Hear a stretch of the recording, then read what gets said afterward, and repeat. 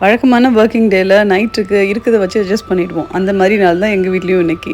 மத்தியானம் வச்ச சாம்பாரை வச்சு தோசையை ஓட்டிடலான்னு பார்த்தா அடுத்த செட்டு தோசை ஊற்றுறப்ப தான் தெரிஞ்சது, கொண்டு போய் வைக்கிறப்ப தான் தெரிஞ்சது சாம்பார் கம்மியாக இருக்குன்னு. ஸோ இம்மீடியட்டாக குயிக்காக ஒரு இன்ஸ்டண்ட்டாக ஒரு பூண்டு பொடி பண்ணலாம் வாங்க. நல்லெண்ணெய் எவ்வளோ வேணாலும் விட்டுக்கோங்க, நல்லெண்ணெய் தான் இதுக்கு பேஸே. நல்லெண்ணெய் விட்டுட்டு ஒரு 10லேருந்து 15 பூண்டை அப்படியே தோலோடு நச்சு போட்டுருங்க. பூண்டு நல்லா பொரியட்டும். அந்த ஸ்மெல் வர்றப்போ உப்பும் ஒரு 2 ஸ்பூன் மிளகாய் பொடியும் சேர்த்துக்கோங்க. அவ்வளோதாங்க, அருமையான பூண்டு பொடி ரெடி. வேணும்னா கூட இல்லை நீங்கள் கருவேப்பிலை சேர்த்துக்கலாம். ஸ்டவ்வை ஆஃப் பண்ணிவிடுங்க, அந்த சூட்லேயே வெந்துடும். இது எவ்வளோ குவிக்காக பண்ணலாம் அப்படின்னா ஒரு தோசை வேகிற நிமிஷத்துக்குள்ளே நீங்கள் பண்ணிடலாம். அவ்வளோ சூப்பராக இருக்கும். நிச்சயமாக ட்ரை பண்ணி பாருங்கள்.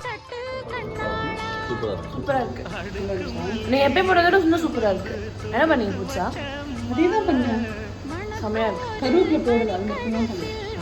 அதுதான் கருவேப்பிலை தான் எல்லாத்தையும் இருக்குது வாழ்க்கையில். ஆமாப்பா.